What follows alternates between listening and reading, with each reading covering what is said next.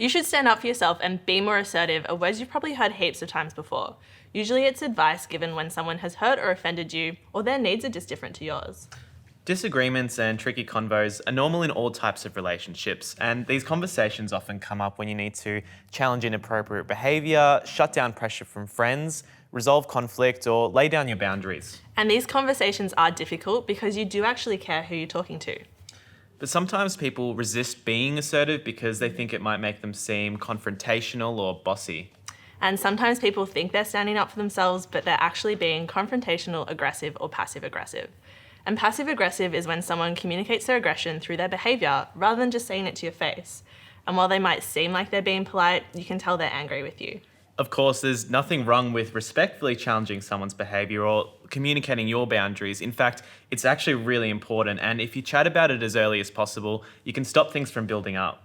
Exactly. So what assertive communication actually means is being firm with what you want or need, being specific about your concerns, focusing on their behaviour and not them as a person, and of course, just being respectful. Okay, let's go with some examples of what assertive communication actually looks like.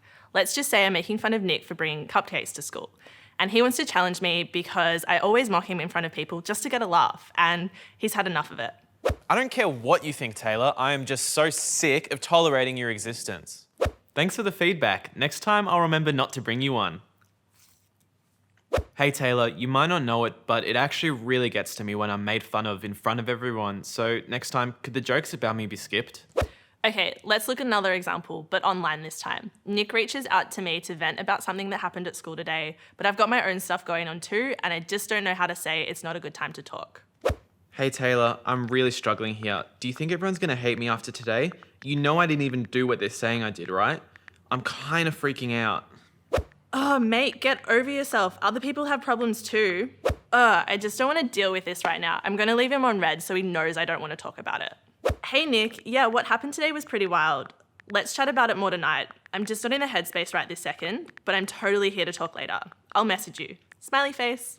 It's pretty obvious how assertive communication looks and feels completely different to someone being aggressive or passive aggressive. So here are some tips on how to communicate assertively. Using I feel messages and focusing on their behaviour is a helpful way to communicate your position without actually attacking them as a person. So instead of saying, why do you always have a go at me for caring about stuff, you could say, it upsets me when you say the things I care about don't matter. It's not always possible to have a win-win outcome, but at the end of the day, in its most simple form, assertive communication gives someone else the opportunity to learn what's right and okay by you. And that tip is also really important when we realise someone's communicating assertively with us. So remember their intentions. They're having this conversation because they value your relationship. So don't get defensive and be open to actively listening to them.